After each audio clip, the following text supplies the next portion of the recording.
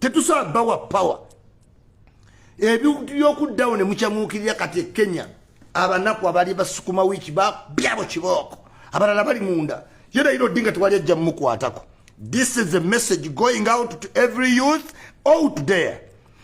Situkogende wepanke nga simanyi tugenda kuyokya oluguudo enguudo ze tukoze ne sente zino I pay a lot of money okuyita kati nkusange ng'olusima mbunoonyiize tujja kukuba gwe tetuzannya ku bintu ebyo mulina stupidity kati oba oyagala demonstrate ng'ate oyasa luguudo lwe twakakola ng'ate tulwana na binnya gezove wammwe ng'olina ebbugumu lya politician akulimbye Lukwago Bobi Wine Mpuuga okwate ebipiira obiteeke mu luguudo olabe mama okyajja otutuukako otajiju wewe ojja kulumwa ebyenda waliwo nonsense lwetagenda twala mu gavumenti okitegeera simanyi tugenda kwokya oluguudo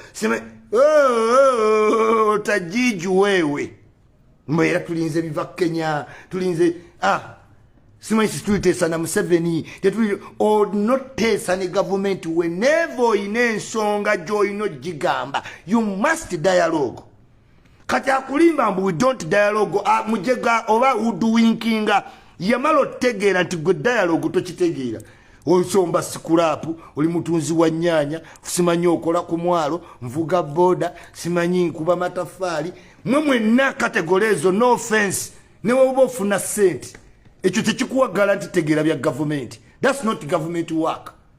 Omalaga palo oleseewo emirimu gyo kati abamu baabula era bannange ono tetumulaba. Do you think government can get stuck of two people getting lost? Ani agambye muyinza nobbula ebibiri gavumenti nesigala ng'egenda maaso layira luta abadde agenda okuba beekalakaasi odinga akitegedde naye akanyendeeteesi nga twamukokinze ne tutomukayanya go after him. Tujja kutawaanya government and business bakuwangula mu kalulu kakulemu protectinga simanyi ngenda leeta abantu beekalakaasi. Allahu akbaru kabira. Tuli bakambwe kweyo side don't even dare.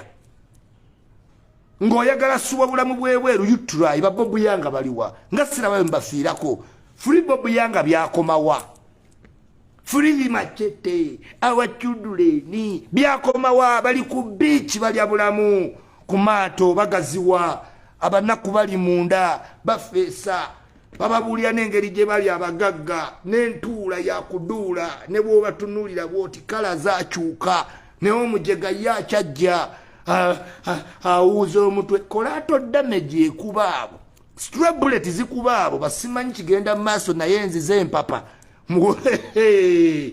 olowooza tubaddewo tutya tukuba abo.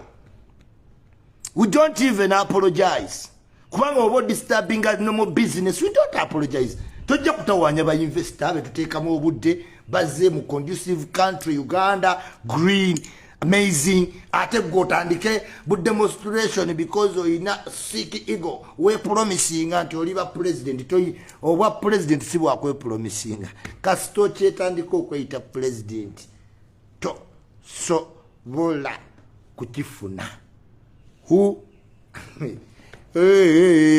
ichuli alone